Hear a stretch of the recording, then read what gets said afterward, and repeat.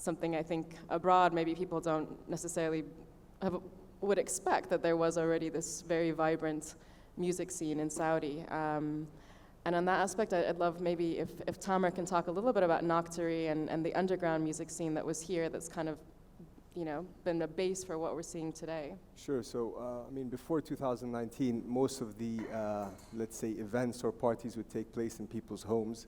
So you just invite a group of friends and you'd have a party, which was also a lot of fun, but it was always confined to people's homes. Since MDLBEAST happened in 2019 and the second edition in 2021, there's been a radical transformation.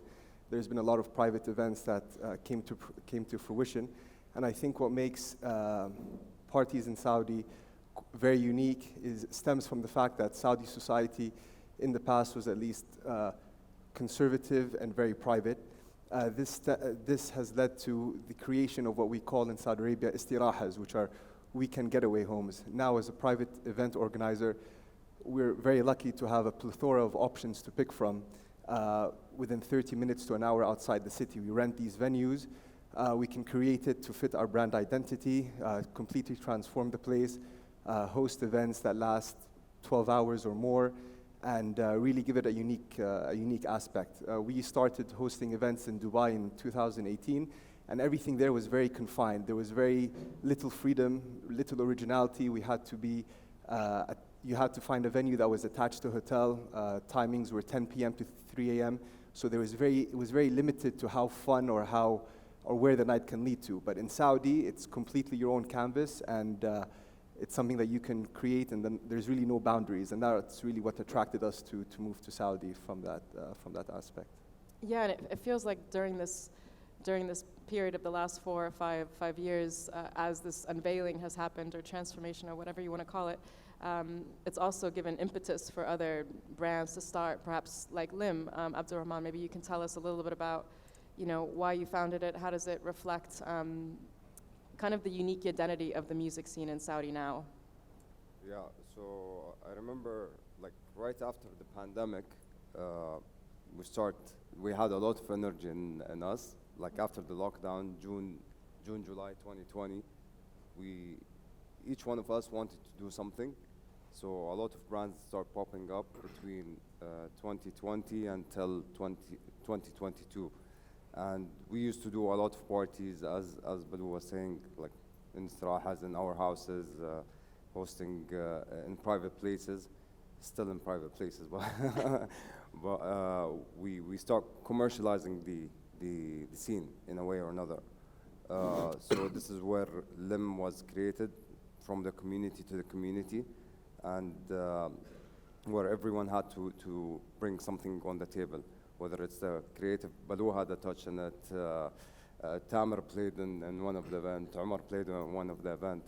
So it's a community-based kind of brand, and it came to life, and we can see, like last night in XP, we did our showcase.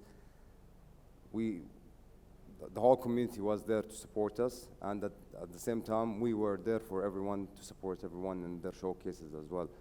So this is why I'm just walking away from the subject, but this is what I like also about XP, is it's like the collective of the collectives, bringing everyone to the table in one place where we can support each other, grow together, learn together, and keep on pushing each other. Yeah.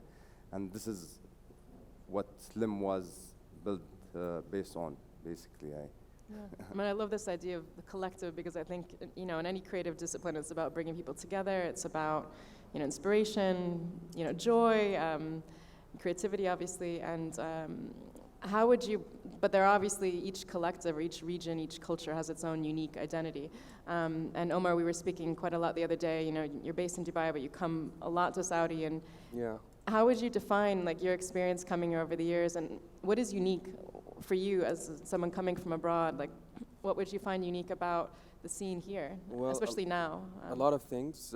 First of all, just like Tamer said, for example, in Dubai, all of the parties, you need to operate within a sandbox. You have restrictions. You need to have certain timings. You need to finish by 3 and whatsoever. I think the first thing that actually blew me away was when I was booked in a party here, and I was asked when I was gonna play, and I was told that my set starts at 5 a.m. And I'm like, wow, you know. So yeah, this is one thing that you know, the independent parties that are running their own parties, and so the independent brands, the freedom or the less restrictions that they have, you know, having long parties even to the next day. This actually amazed me. The other thing is the people that I got to know as well. I don't know. I mean, I've experienced like how genuine the people are here, and I've only played in Saudi 5 or 6 times now, and I can really say that I have an extended family here. You know, like I had a few friends, but now like I have so many, and you know, they've always just welcomed me with open arms. And they make sure that it's not just a business transaction. It's not just like I'm booking that person to come and play and leave. No, I mean, you should come a day before, you stay with us, you experience the Saudi culture, and you know, you live with us and everything. So that's something that I truly appreciate from that aspect. So these are some of the few things, but there's many more I can talk about.